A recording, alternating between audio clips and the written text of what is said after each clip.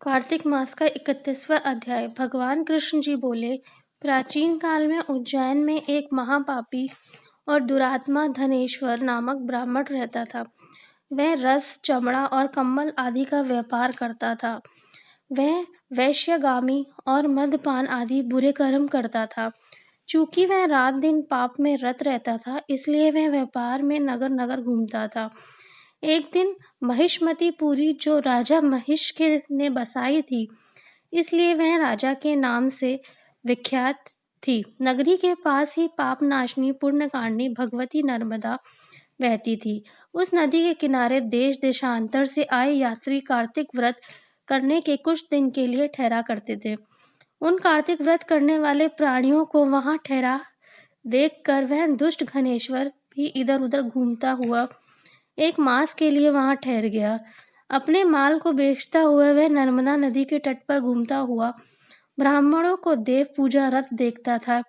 वह देखता थी, कोई तो ग्रंथ पढ़ रहा है और कोई सुन रहा है, कोई भगवत कीर्तन कर रहा है और कोई भगवान की भक्ति में लीन है, तो कोई भजन सुन रहा है, कोई ध्यान में लीन है और कोई तुलसी की माला धारण किए है। बस इसी तरह वह भगवत भक्तों के बीच में रहा और वैष्णवों के दर्शन करता रहा, उनके स्पर्श करता रहा, उनसे वार्तालाप करता रहा और भगवान विष्णु के नाम स्मरण के पुण्य को अर्जित करता रहा। वह कार्तिक के व्रत की उद्यापन विधि तथा जागरण को भी देखता रहा।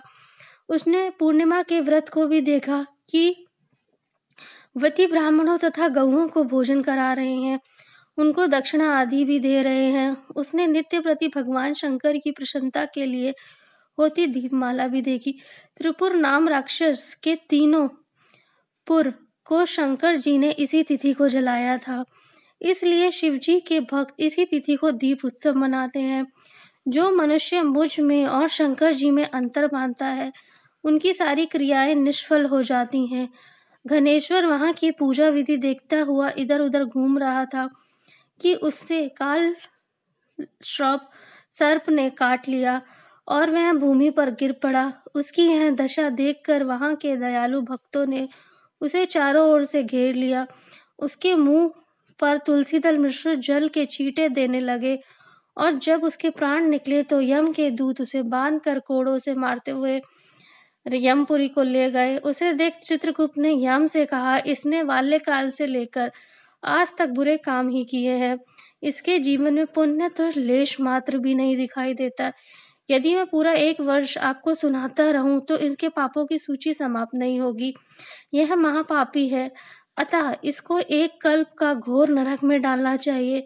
चित्रगुप्त की बात सुनकर यमराज ने बड़े क्रोध में आकर उसे अपना कालनेमी के समान भयंकर रूप दिखाते हुए अपने अनुचरों को आज्ञा देकर कहा, हे प्रेत सेनापतियों, इस दुष्ट के मुद्गरों से मारते हुए कुंभी पाक नरक में डाल दो।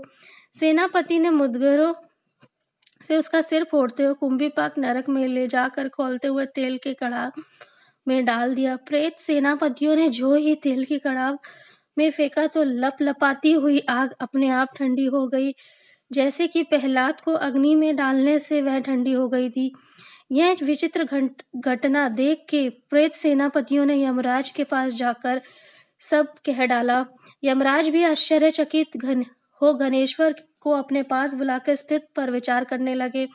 उसी समय नारायण नारायण का कीर्तन करते हुए देवर्षि नारद जी भी वहां आ पहुंचे और यमराज से कहने लगे, हे यमराज, यह ब्राह्मण नरक में डाले जाने के योग्य नहीं है, क्योंकि इसने अंत समय में कुछ शुभ कर्म किए हैं जो कि नरक यातना को नष्ट करने वाले हैं। जो लोग भगवान भक्त का दर्शन करते हैं, उनसे वार्तालाप करते हैं, उनका स्पर्श करते हैं, चाहे उन्होंने कोई पुण्य कर्म ना किया हो, सहज में ही स्वर्ग के अधिकारी हो जाते हैं। अतः घनेश्वर ही भी पुण्य आत्माओं के संग व स्पर्श से स्वर्ग का अधिकारी हो गया है। अतः यह पूर्ण आत्मा है, इसे यक्ष योनि दो और केवल इसे पाप भोग करने वाले नरक दिखा दो। भगवान कृष्ण ने कहा। जब नारद जी ने ऐसा कहकर चले गए तो घनेश्वर को पुण्य आत्मा समझते हुए यमराज ने दूतों को उसे नरक दिखाने की आज्ञा दी। बोलो विष्णु भगवान की जय। हमारा 32वां अध्याय सुनने के लिए हमारे चैनल को ज़रूर सब्सक्राइब करें। धन्यवाद दोस्तों।